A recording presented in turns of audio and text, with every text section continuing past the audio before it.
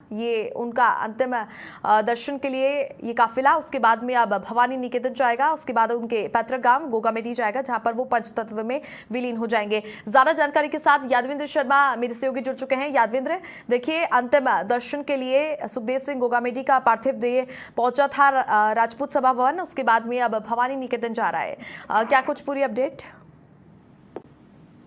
देखिए सभी, क्योंकि कल जिस तरह की गतिरोध खत्म हुआ था, उसके बाद देर रात यहाँ पर करीब 2-2.5 घंटे तक ये पोस्टमार्टम चला और करीब 2:30 बजे के आसपास ये पोस्टमार्टम खत्म हुआ।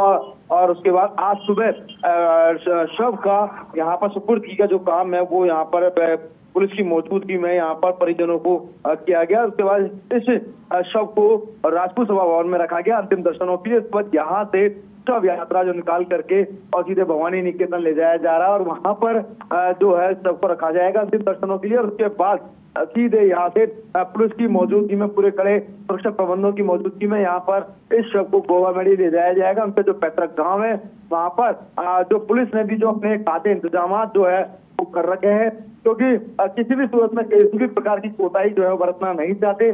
तो ऐसे में इस शव को जो गोगामेडी ले जाएगा, उसके बाद उनका अंतिम संस्कार है वहां पर उनके गांव में, पैतृक गांव में किया जाएगा। लेकिन देखिए, ये सारी चीजें तब संभव हुई है जब यहाँ पर पूरे परिजन जो थे वो लगातार 2 दिन से मांग कर रहे थे और आरोपियों को गिरफ्तार करने के लिए 72 आवर्स का यहाँ पर 72 घंटे का जो समय दिया और उस समय की मियाद के बाद उनकी कुछ मांगे मानी गई। इसके अलावा एक बड़ी बात ये थी यहाँ पर जो सरकारी नौकरी, मुआवजा और जो दोषी जो पुलिसकर्मी है उन पर भी यहाँ पर कार्रवाई करने की यहाँ पर बात कर रहे थे। तो ऐसे में जब एक इंस्पेक्टर जो है श्यामनगर थाने के एसएचओ इंस्पेक्टर मनीष शर्मा को यहाँ पर, गुप्ता को यहाँ पर सस्पेंड किया गया, इसके अलावा एक बीट कांस्टेबल राकेश को भी सस्पेंड किया गया। तो कहीं ना कहीं एक आस बंधी, एक विश्वास जगा और उसी विश्वास को कायम रखते हुए यहाँ पर ये सारा गतिरोध खत्म हुआ देर रात। और उसके बाद क्योंकि जब ये सारी चीजें हुई, आक्रोश यहाँ पर सर समाज की ओर से देखने को मिल रहा था, राजपूत समाज का दृष्टि था, तो पूरे जयपुर शहर में जो है अव्यवस्था फैल गई थी। लोग जब जयपुर बंद हो, चाहे पूरे राजस्थान को बंद करने का लोगों ने आह्वान किया, तो वहां पर कहीं ना कहीं नुकसान जो है वो आम जन को देखने को मिल रहा था। लेकिन अब सुकून वाली बात यह है कि सारी चीजें खत्म हुई है, पूरा गतिरोध खत्म हुआ। अब यहाँ पर पोस्टमार्टम हुआ, पोस्टमार्टम के बाद अब अंतिम संस्कार के लिए यहाँ पर इस शव को ले जाया जा रहा है।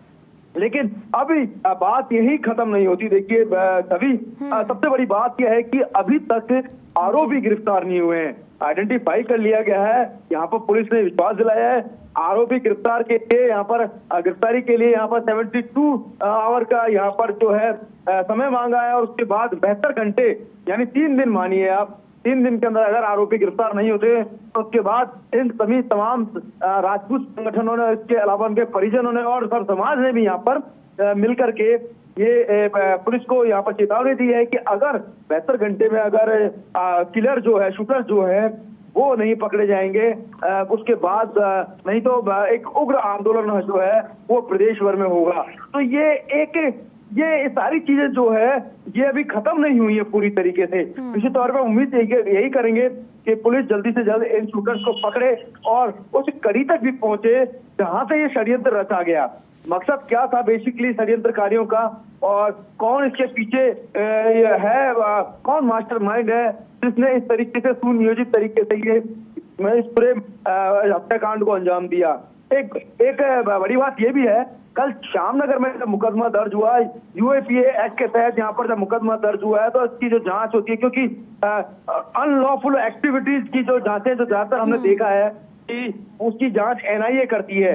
ये एक नेशनल इन्वेस्टिगेशन वाली जो एजेंसी है, जब इस पूरे मामले की जांच करेगी तो उसके बाद ये पता चलेगा, क्योंकि एफआईआर में जो कंटेंट लिखा है, देखिए एफआईआर में जो कंटेंट लिखा है उसमें हवाला दिया गया है, डीजीपी को भी दिया गया है, उसमें इसके अंदर उसको पात्र बनाया गया है। इसके अलावा जो सिक्योरिटी में उस वक्त जो है एस सेंगाथीर एडीजी जो है, जो वर्तमान में इंटेलिजेंस के एडीजी हैं, उनको भी आधार बनाया गया है। इसके अलावा तत्कालीन डीजीपी जो है मोहनलाल लाठर, एमएल लाठर जो है, उनको भी इसमें आधार बनाया है। तो ये सारा षड्यंत्र क्या प्रशासन लेवल पे हुआ, क्योंकि सिक्योरिटी मांगी गई थी, 1.5-2 साल से लगातार थ्रेट्स मिल रही थी, पुलिस प्रशासन ने उनको कोई सिक्योरिटी अवेलेबल नहीं कराई, यानी ऊपर से, जबकि होम डिपार्टमेंट, चूंकि पूर्व जो सीएम जो थे अशोक गहलोत उनके पास था, तो होम डिपार्टमेंट को लेटर लिखा गया था, खुद गोगा मेडी ने ये लेटर लिखा और 2000 मार्च के बाद से लगातार वो अपने संज्ञान में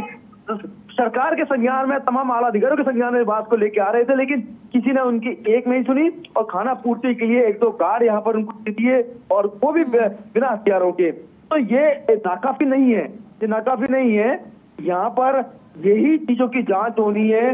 अब इसकी जो जांच आएगी, जब ये जांच चलेगी, देखिए मैं आपको बता दूं, इस जांच के घेरे में सीएम गहलोत, पूर्व सीएम गहलोत जो है वो भी आएंगे, क्योंकि होम डिपार्टमेंट उनके पास था और जब एटीएस एसओजी सब कुछ लिख दिया था, दूसरे राज्यों की पुलिस ने यहाँ पर राज्य सरकार को भेजा, तो राज्य सरकार ने कोताही क्यों बरती? जब जांच चलेगी तो उसमें पैनल में सभी लोग आएंगे और निश्चित तौर पे एक बड़ी मुश्किल में जो है तमाम आला अधिकारी हो सकते हैं। इसके अलावा जब और भी अन्य लोग होते हैं, हो सकता है कि पॉलिटिकली इन्वॉल्वमेंट किसी का रहा हो, तो उस पर भी आंच आ सकती है। कुल मिलाकर के देखा जाए तो गहलोत के जो तमाम जो कारिंदे हैं वो कहीं ना कहीं इस पूरी जांच के घेरे में घिरे हुए हैं।